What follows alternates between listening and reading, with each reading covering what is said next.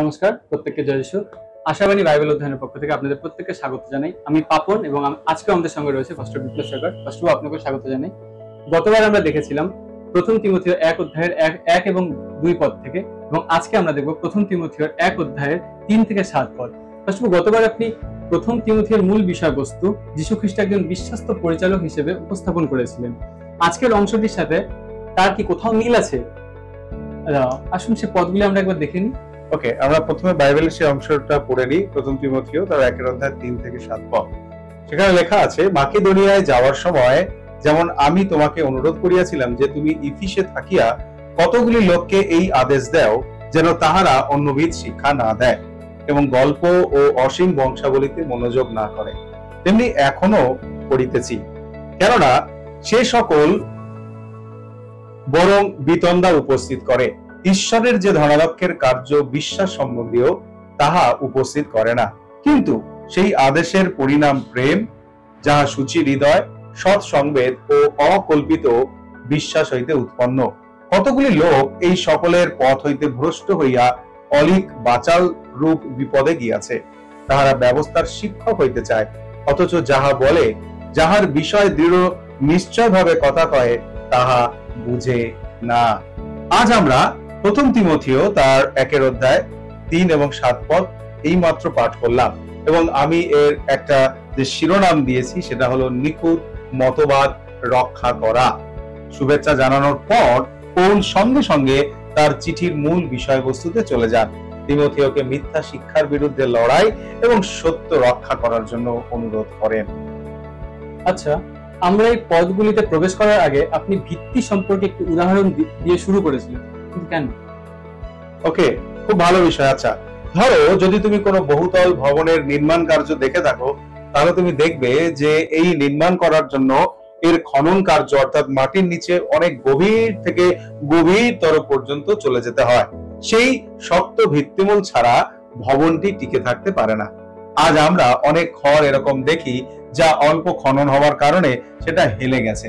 ঠিক একই রকম ভাবে আধ্যাত্মিক ভাবে যিশু মতি 7 অধ্যায় এরকম কথা বলেছেন এই ভিত্তির বিষয়, এবং তিনি বলেছেন আমাদের ভিত্তি দ্বারা জ্ঞানী বা মূর্খ জীবনযাপন প্রকাশ পায়, অর্থাৎ আমরা কোথায় দাঁড়িয়ে রয়েছি।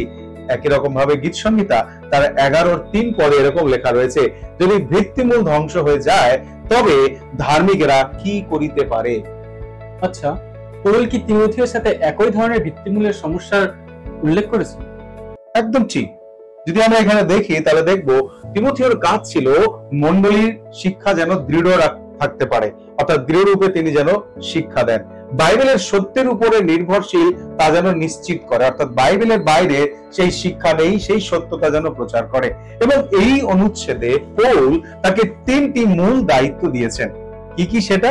না, ভুল প্রত্যাখ্যান করা, সত্যকে পুনর্নিশ্চিত করা এবং ধনী তাদের প্রকাশ করা, এবং তারা যেন প্রকাশ পায় সেই বিষয়। অর্থাৎ প্রথম যে দায়িত্বটি সাধু পৌল দিয়েছিলেন সেটা হলো ভুল প্রত্যাখ্যান করুন। আচ্ছা, তাহলে আমরা প্রথমটি দিয়ে শুরু করি। এখানে ভুল প্রত্যাখ্যান বলতে কি বোঝানো হয়েছে? ওকে, 3 পদে যদি আমরা দেখি তাহলে আমরা ওখানে দেখতে পাই যে পৌল তিমথিয়কে স্মরণ করিয়ে দেন যে তিনি তাকে ইফিসে রেখে এসেছিলেন। সেটা কিসের জন্য? না, অসম্পূর্ণ বিষয়গুলোকে সমাধান করার জন্য, বিশেষ করে মিথ্যা শিক্ষা। এই শিক্ষাগুলি প্রেরিতদের বার্তার সাথে অপরিচিত ছিল এবং জিহুদি ঐতিহ্য সেই বিষয় বলতো, রহস্যবাদ এবং অন্যান্য বিতর্কিত বিষয়ের সাথে যুক্ত ছিল। আচ্ছা, তাহলে তিমথিয় তাদের সাথে কেমন আচরণ করার কথা ছিল? ওকে, পৌল তাকে যে বিষয় বলেন সেটা হলো যে এই মিথ্যা শিক্ষাগুলিতে মনোযোগ না দিতে বলে। তুমি এইসব শিক্ষার মধ্যে মনোযোগ দেবে না এবং মানসিকভাবে তাদের আপ্যায়নও করবে না, অর্থাৎ তাদের উপরে কোন রকম কাজ করার দরকার নেই। কিন্তু এর অর্থ এটা নয় যে সাধু পৌল বলতে চাচ্ছে যে তুমি তাদেরকে সম্পূর্ণভাবে উপেক্ষা করবে, কিন্তু যেটা বলতে চাইছেন তাদেরকে এরকম গুরুত্ব দেওয়ারই দরকার নেই যেন তারা সুযোগ পায় নিজেদেরকে প্রভাবিত করার জন্য। এটি আমাদের জন্য ভালো উপদেশ, এবং বাইবেল আমাদেরকে এইভাবে বোঝাতে চায় আমাদের প্রতিটি অদ্ভুত শিক্ষা বা আশ্চর্য যেটা বাইবেলের সাথে মিল খাচ্ছে না বলে আমার মনে হয়, আমার সরাসরি সেটার অনেক অধ্যয়ন করার দরকার নেই, কিন্তু তার মূল বিষয়বস্তু শাস্ত্রের সাথে বা বাইবেলের সাথে মিলছে কিনা সেটা আমাদের দেখলেই যথেষ্ট। আচ্ছা পাস্টর, এইটুকু তো আমরা বুঝলাম।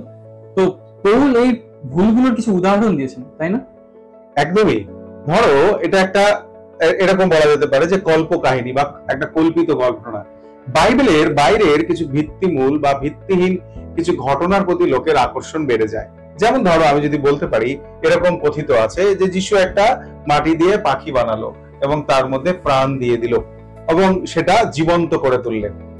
এই ধরনের জিনিসগুলো আমাদেরকে মূল বিষয় থেকে মনোযোগ সরিয়ে দেওয়ার জন্য যথেষ্ট।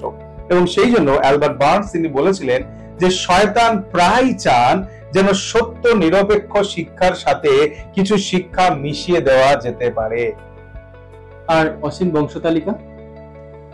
অসীম বংশতালিকা হলো এরকম যে জিহুদীদের মধ্যে এগুলো প্রচলিত ছিল যে এখনো ঈশ্বরের লোকদেরকে যদি আমরা চিহ্নিত করতে চাই তাহলে তাদের অবশ্যই পূর্বপুরুষদের যে চিহ্ন ছিল সেই চিহ্নগুলো দ্বারা তাদেরকে অনুসরণ, অর্থাৎ তাদের যে নিয়ম কানুন ছিল সেগুলো দ্বারাই কেবল তারা ঈশ্বরের লোক বা ঈশ্বরের নিজের লোক বলে চিহ্নিত করবে। তারা এই বিষয়টাকে মানতেই চাইতো না যে অব্রাহামের প্রকৃত বংশধর তারা যারা যীশু খ্রিস্টদের বিশ্বাসের মধ্য দিয়ে এসছেন। এই বিতর্কগুলো উত্তরের চেয়ে বেশি প্রশ্ন উত্থাপন করেছিল। আচ্ছা পাস্টরবাবু, তাহলে খ্রিস্টীয় সমাজে আজকে তুচ্ছ বিষয়ের মতো শোনাচ্ছে?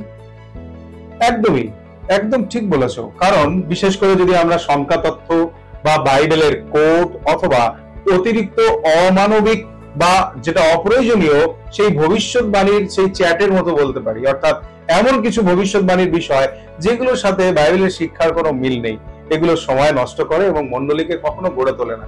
এবং সেই কারণের জন্য গাই কিং একবার বলেছিলেন যে আজকের মণ্ডলীগুলোতে এই জন্য দুর্বলতা আসে কারণ মণ্ডলী তারা সুদৃঢ়, স্থির এবং ব্যাখ্যামূলক শিক্ষা মণ্ডলীর মধ্যে ব্যবহার করে না। পৌল তিমোথিওকে বিশ্বাসে ঈশ্বরীয় শিক্ষার উপরে মনোযোগ দিক, এটাই তিনি মনে প্রাণে চেয়েছিলেন, যেন সাধু পৌল তাই করেন। এবং দ্বিতীয় যে দায়িত্ব সেটা হলো সত্যকে পুনঃপ্রতিষ্ঠা করা। আচ্ছা, তাহলে তো ভুল প্রত্যাখ্যান করাই যথেষ্ট নয়, আমাদের সত্যকে পুনঃপ্রতিষ্ঠা করতে হবে। একদম। বিশেষ করে যখন আমরা 5 পদ দেখি সেখানে আমাদেরকে দেখায় যে আজ্ঞার আমাদেরকে যে আজ্ঞা দেওয়া হয়েছে তার যে উদ্দেশ্য বা সেই আজ্ঞাগুলোকে আমাদের জীবনে যেরকম ভাবে দেওয়া হয়েছে তার মানে এটা নয় যে আমরা ব্যবস্থাকে আমরা সম্পূর্ণভাবে বাতিল করে দেব, কিন্তু যেটা বলতে চাইছেন যে বরং তার যে উদ্দেশ্য রয়েছে অর্থাৎ ব্যবস্থা যেটা বিষয়টা বলতে চাইছে সেটা হলো বিশুদ্ধ হৃদয় থেকে প্রেম তৈরি করা হয়। মিথ্যা শিক্ষকরা আইনের বা ব্যবস্থার অপব্যবহার করে মানুষকে নিয়ন্ত্রণ করতে চেয়েছিল এবং তাদেরকে আবদ্ধ করে রেখে দিতে চাইছিল। ঈশ্বরের উদ্দেশ্য কিন্তু ছিল প্রেম, এবং সেটা কিরকম? মানুষ প্রথমে তাকে প্রেম করবে এবং তারপরে অন্যদের প্রতি সেই প্রেম প্রদর্শন করবে। আচ্ছা, বেশ বেশ। তাহলে সেই ভালোবাসার কি কিছু গুণাবলী আছে? হ্যাঁ, নিশ্চয়ই আছে। পৌল যেমন এখানে বলছেন যে এটি অবশ্যই একটি বিশুদ্ধ হৃদয়, একটি ভালো বিবেক এবং প্রকৃত বিশ্বাস থেকে আসতে হবে, অর্থাৎ এই প্রেমের কথা বলছে। একটি বিশুদ্ধ হৃদয় মানে অভ্যন্তরীণ রূপান্তর, আমার ভিতরটা পরিবর্তন হয়েছে। একটি ভালো বিবেক মানে আপনি ভণ্ডামি বা মীমাংসিত অপরাধবোধ ছাড়াই আপনি সেবা করতে পারবেন। এবং তৃতীয় হলো নিষ্কলুষ বিশ্বাস মানে হলো ঈশ্বরের প্রতি প্রকৃত স্বচ্ছ বিশ্বাস করা। আচ্ছা পাস্টরবাবু, তাহলে এটা কিভাবে ভ্রান্ত শিক্ষকদের সাথে তুলনা করে? ভ্রান্ত শিক্ষকদের বিষয়ে বলতে গেলে আমরা বলতে পারি যে তারা ছিল কপট এবং নিয়ন্ত্রণকারী, অর্থাৎ তারা ভনিতা করত এবং লোককে নিয়ন্ত্রণ করতে চাইতো। এবং সাধু পৌল তাদেরকে বলেছেন, এইভাবে বলেছেন, তাদের পবিত্রতা, স্পষ্ট বিবেক এবং প্রকৃত বিশ্বাসের অভাব ছিল তাদের জীবনে, যারা ভ্রান্ত শিক্ষক ছিল। তিমোথিওকে তাদের ভুল দেখিয়ে দিতে সত্যের দিকে ফিরিয়ে আনার জন্য তিমোথিওকে অনেক পরিশ্রম করতে হয়েছে। সেই ভুল শিক্ষা তাদেরকে দেখিয়ে দিতে হয়েছে এবং সেখান থেকে তাদেরকে সত্য শিক্ষায় ফিরেও আনতে হয়েছে। এবার আমরা বিশেষ করে তৃতীয় দায়িত্বের দিকে আমরা দেখতে পাই, যেখানে লেখা রয়েছে ভনিতাদের প্রকাশ করা। আচ্ছা, এটি আমাদের তৃতীয় দায়িত্বের দিকে নিয়ে যায়। ভনিতাদের প্রকাশ করা মানে? হ্যাঁ, এটা খুব সুন্দর। পৌল বলছেন যে এই যে লোকেরা যাদের সম্পর্কে তিমোথিওকে তিনি সতর্ক করে দিচ্ছেন, এই লোকেরা সত্য থেকে বিচ্যুত হয়েছিল, সত্য থেকে তারা সরে পড়েছিল, তাদের কাছে সত্য ছিল কিনা যদিও তা স্পষ্ট নয়, তাদের কোনো প্রকৃত কর্তৃত্বও ছিল না এবং সেই কারণে তাই তারা অর্থহীন ঝগড়া অর্থহীন খালি কথাবার্তার মধ্যে নিজেদেরকে পরিণত করেছিলেন। আচ্ছা, তাই তো পৌল বলেছেন যে তারা তাদের নিজেদের শিক্ষাই বুঝতে পারেনি। হ্যাঁ, এবং এটা খুব স্বাভাবিক, এটা এমন নয় যে আশ্চর্য বিষয়। কারণ যারা তাদের বিশ্বাস সম্পর্কে অনিশ্চিত, যারা তাদের শাস্ত্রীয় যে প্রমাণ দেওয়ার প্রয়োজন রয়েছে সেই বিষয়ে তারা অনভিজ্ঞ, এবং তারা সবচেয়ে বেশি গোঁড়ামিপূর্ণ, তাদের মধ্যে প্রচুর গোঁড়ামি রয়েছে, এবং এমন শিক্ষা রয়েছে যে বিষয়ে তারা বারে বারে পুনরাবৃত্তি করে, একই বিষয়কে তারা বলতে থাকে সেরকম বিষয়ের প্রতি। তাহলে তিমোথীর প্রতি পৌল নির্দেশ আমরা কিভাবে আমাদের জীবনে প্রয়োগ করব? ওকে, এটা খুব গুরুত্বপূর্ণ বিষয় পাপন, যে তিমোথীয়কে বাইবেল যেভাবে শিক্ষা দিয়েছেন সাধু পৌল, সেই শিক্ষা আমরা কিভাবে আমাদের জীবনে প্রয়োগ করব। প্রথমত, আমাদের শাস্ত্রের প্রকৃত সত্যের প্রতি নিজেদেরকে প্রতিশ্রুতিবদ্ধ হতে হবে। আমরা যেন সুনিশ্চিত থাকি ঈশ্বরের বাক্যের সত্যতা সম্পর্কে, এবং তার মধ্যেই আমরা স্থিরভাবে দাঁড়িয়ে থাকি। বাইবেলের ভিত্তি ছাড়া নতুন ব্যাখ্যা থেকে সতর্ক থাকতে হবে। অর্থাৎ বাইবেল যে বিষয়ে সমর্থন করে না সেই বিষয়ের শিক্ষা থেকে আমাদেরকে দূরে থাকতে হবে, এবং বিবাদের বীজ বপন করে এমন যে কোনো কিছু আমাদেরকে প্রত্যাখ্যান করতে হবে। অর্থাৎ যেখানে আমাদের বিবাদ তৈরি হতে পারে, সমস্যা তৈরি হতে পারে। দ্বিতীয়ত, ক্রমাগত সত্যকে ঘোষণা করতে হবে। আমাদের জীবনের সত্য প্রভু যীশু খ্রিস্ট, নিজেদের এবং পরবর্তী প্রজন্ম উভয়ের জন্য।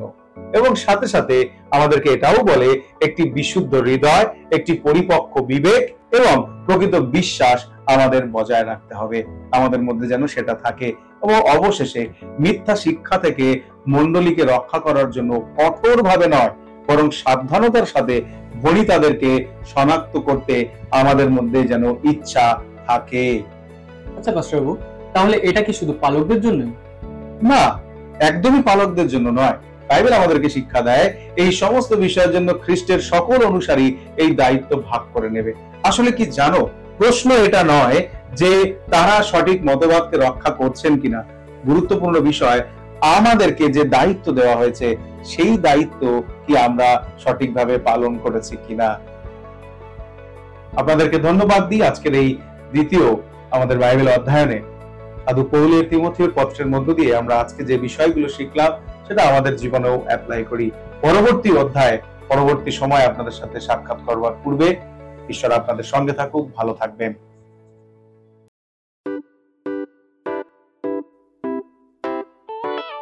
পুরাতন গেল শেষের পাতা।